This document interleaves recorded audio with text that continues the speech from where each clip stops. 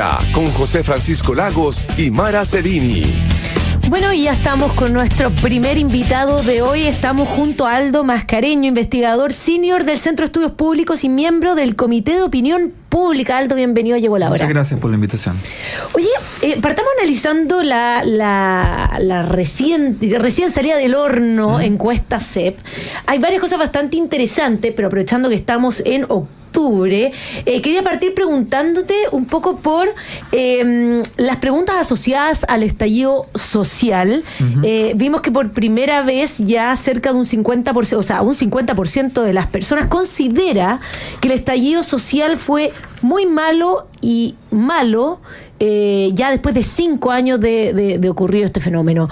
¿Qué es lo que observaron ustedes a raíz de esto y cuáles son los fenómenos que podríamos interpretar de estos cambios en estos últimos años respecto a la concepción del estallido social? Exacto, yo creo que el estallido, como tú lo dices efectivamente, como un 50% lo considera malo, muy malo, un 30% regular, y solo un 17% lo considera bueno o muy bueno. ¿Qué significa esto mirado 5 años después? Significa que mucha de la población que tenía altas expectativas en lo que podía producir el estallido social, no en términos de la manifestación misma, sino en términos de sus consecuencias, se decepciona de él hoy, ¿no? Y eso es la pregunta anterior, que es muy interesante, ¿no? Porque esa solo indica si es malo o muy malo, que es la pregunta si a las manifestaciones que empezaron en octubre del 19, usted diría que las apoyó, inicialmente las apoyó, pero después las rechazó, o si las rechazó. Ahí hay una inversión que es fantástica, encuentro yo, no sé, que es interesante, porque fíjate tú, nosotros hicimos la medición en diciembre del 2019, o sea, durante el estallido, pues, como estábamos ahí en la calle. Y en esa época había un 55% de personas que decía que apoyaba el estallido. 55% de personas. Fíjate, hoy dice un 55% que fue malo, un 50% que fue malo, muy malo, como lo dijimos recién, ¿no? Y hoy, ¿no? Ese 55%, en la medición que acabamos de hacer, que lanzaron el día de ayer, ¿no? Bajó un 23%. O sea, las personas que habían apoyado el estallido bajaron de un 55% a un 23%. Y las que lo rechazaron, ¿no? Que en 2019 fueron un 11%, subieron ahora a un 34%. Las mismas personas, ¿no? Es decir, como, hay ahí una inversión, en el fondo, ¿no? de la imagen que se tuvo del estallido en términos de apoyo o rechazo, ¿no? O sea, como que, ¿cómo explica uno esto, no? No es una cuestión fácil de explicar, pero ¿qué aconteció en ese momento? En ese momento, si ustedes lo recuerdan, ¿no? Había una presión social muy alta, ¿no? por ser parte de la ola, ¿no? Incluso aun cuando uno no estuviera de acuerdo con los modos, uno tenía una cierta distancia, en muchos casos por cierto temor, por ejemplo, ¿no? Ponte tú, el que baila pasa, ¿no? Ese tipo de cuestiones. Había una cierta como también aproximación ahí cuidadosa a esos casos. Entonces había menos posibilidad de expresar más claramente el rechazo en ese momento, ¿no? Y uno mantenía una cierta cautela en la expresión de ese rechazo. Yo creo que ese 55% de ese momento manifiesta mucho esa, ¿cómo se llama? En economía, en teorías sociales se llama conducta de rebaño, ¿no? Está como que todos se sienten capturados en una cierta como tendencia social y son parte de eso sin mucha capacidad reflexiva acerca de lo que está aconteciendo en ese momento y con poca capacidad también de oponerse a eso, ¿no? Eso yo creo que es lo que manifiesta este caso. Oye, qué interesante. ¿Y cómo? Porque claro, visto 5 años después, uno puede decir, ok, ya interpreté lo que pasó y paso tal vez a rechazar lo que significó. Pero hay una cierta como digamos, echada para atrás. Sí, yo apoyé y ahora me estoy echando para atrás. ¿Ves como un cierto temor hoy día de asumir de haber sido parte de el estar a favor y hoy día estar diciendo, no, yo la verdad es que no estuve a favor? No, yo creo que el temor... O al revés, haber estado y ahora estar diciendo también rechacé, porque esos números también están invertidos. Yo creo que el temor jugó en aquel momento, en el momento del estallido. Hoy juega más bien como otro tipo de conductas, ¿no? Que son como formar parte también de la misma... de la mayoría, ¿no? Este fenómeno se da mucho, ponte tú, cuando hay elecciones, ¿no? O sea, un candidato que vota, por el cual se vote, ponte tú, gana por el 52%, un presidente. Y después se le hace la medición, usted votó o no por el presidente, y ese presidente tiene un voto de 70%. O sea, muchos de los que no votaron por ese presidente, que tuvo un 52 real, dicen que votaron por él, ¿no? O sea, como que hay una... Aquí se da ese fenómeno, pero de manera... Porque en la rechazó pasa lo mismo. Hay 11 puntos en diciembre del 2019. Exacto. Y un 34 hoy día. O sea, hay harta diferencia entre los que en ese minuto decían que estaban rechazando y los que se subieron a la ola hoy día, que están un poquito más... Exacto. Más en baja. Y lo que pasa es que uno tiene resistencia a haberse equivocado. Entonces, como que es una cuestión bien natural de cada uno de nosotros, ¿no? Uno busca justificaciones y como que resiste a haber hecho algo errado en el pasado, en el fondo, hasta que lo reconoce finalmente nomás, ¿no? Y yo creo que ese reconocimiento vino a lo largo de todos estos años, de estos 5 años, ¿no? O sea, de que todas las expectativas que ahí parecían tan altas, ¿no? Chile cambió, acuérdense que ese era el eslogan de ese momento, ¿no? Todas esas expectativas tan altas de cambios sociales, ¿no? Con la primera, o sea, mira, primero, el estallido de alguna manera también se detuvo con la pandemia, que fue el lockdown en Chile, ¿cómo se llama? El enclaustramiento que tuvimos, comenzó el 16 de marzo. 16 de marzo, fíjate. Sí. Entonces, como que, imagínate sin estallido, ¿no? En marzo esta cuestión sigue. ¿No? Y de hecho seguía constantemente los viernes. Seguía, pero había críticas, porque el 8 de marzo, que es el Día de las Mujeres, había muchas críticas a las mujeres que estaban reunidas, justamente porque era foco de contagio. Claro. Exactamente, porque era fuente de contagio. Entonces vino eso, después vino los 2 procesos constitucionales. La gente como que no tanto por los fallidos, sino por la confrontación que se produjo también al interior de los 2 foros constitucionales, pues de la Convención Constitucional y después del Consejo Constitucional. Claro. Entre medio vinieron los retiros. Muchos felices con los retiros, pero después se empezaron a dar cuenta también que los retiros significaban inflación, o sea, menos plata para todos, ¿no? Claro. Porque eso era finalmente alza de los precios, no significaron las consecuencias económicas, el crecimiento muy bajo, ¿no? Durante todo este momento, o sea, como las consecuencias se empezaron a vivir en todos estos 5 años finalmente, ¿no? Entonces yo creo que ahí está mucha parte de la explicación de esta inversión que se puso acá. Bueno, estamos conversando con Aldo Mascareño, investigador senior del Centro de Estudios Públicos, a propósito de la encuesta que publicó el CEP hace pocos días. Y quería preguntarte, porque la encuesta aborda diversos temas, y un tema interesante es la situación económica. Y ahí la pregunta que hacen, que es bastante interesante respecto a la situación personal de los encuestados y cómo ve la situación del país. Y ahí hay un punto que se modifica bastante, o crece bastante, que es que el 31% de los encuestados califican su propia situación económica como buena o muy buena. Un número que no se veía desde al menos los retiros en agosto del 21, y para atrás no se veía nunca ese número. De hecho es la más alta. Claro, pero cuando a las personas le preguntan sobre la situación económica del país, solo un 10% dice que es buena o muy buena. Exacto.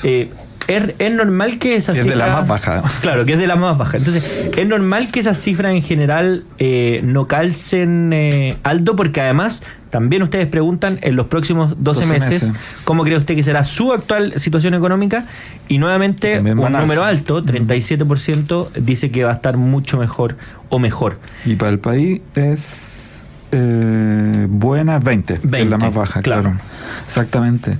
Está buena esa pregunta, porque es un fenómeno súper interesante el que se produce, que no es solo un fenómeno que se produce en términos de las percepciones económicas, ¿no? Sino que se produce también a todo nivel, ¿no? En términos de las percepciones del barrio, de la escuela, ¿no? El sistema educacional en Chile está cayéndose a pedazos, pero mi escuela funciona muy bien. Claro. ¿no? El hospital, el sistema de salud en Chile no simplemente está colapsado, ¿no? Pero la clínica o el hospital al que voy yo, como que está bien, me tratan bien.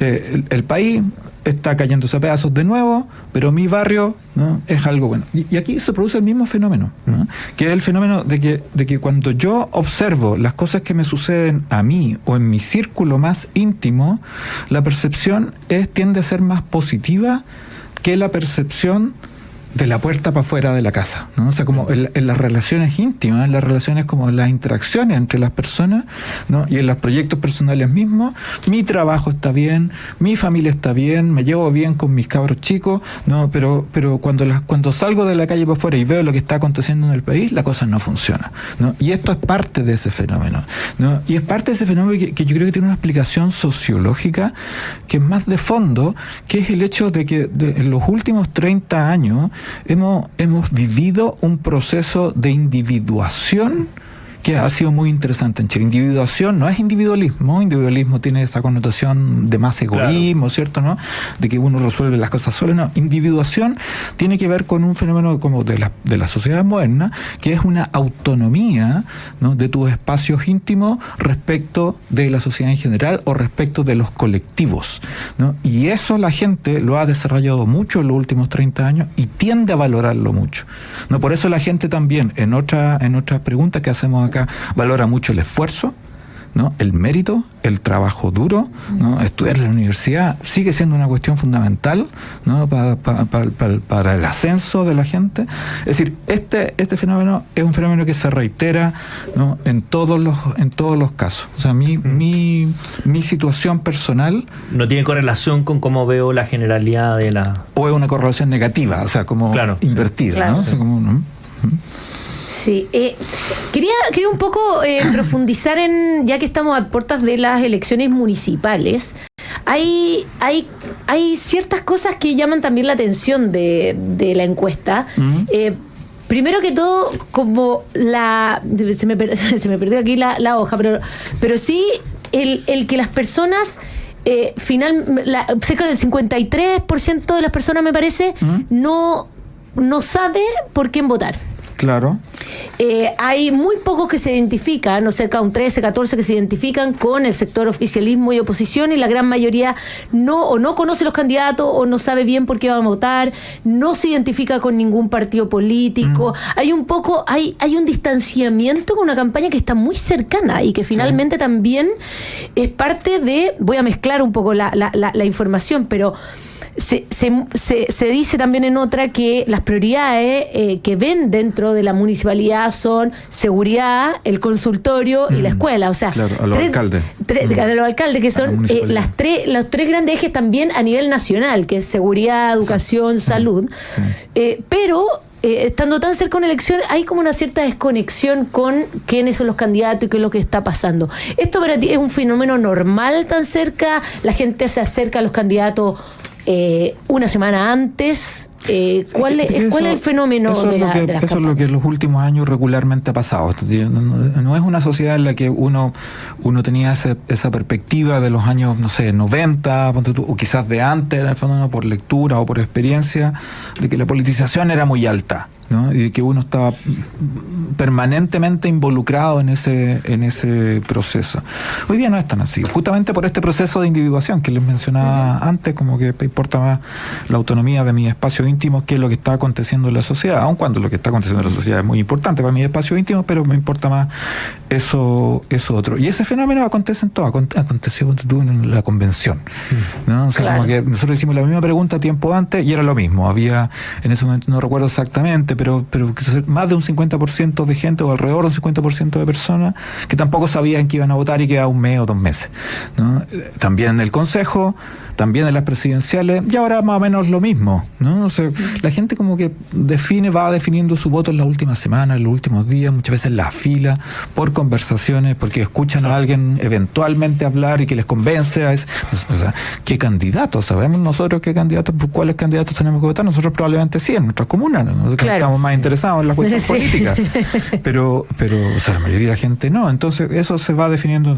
Pero hay algo interesante en las municipales, porque nosotros preguntamos cuán interesado está usted en la elección municipal de octubre del 2024, y fíjate que un 27%, un 27% está muy interesado, bastante interesado, y un 40% está algo interesado. Si uno suma a los 40, a los algo interesados y a los muy interesados, te da un 67% de gente que tiene algo de interés en esto. Claro. Lo que es bien sorprendente. O sea, Sí.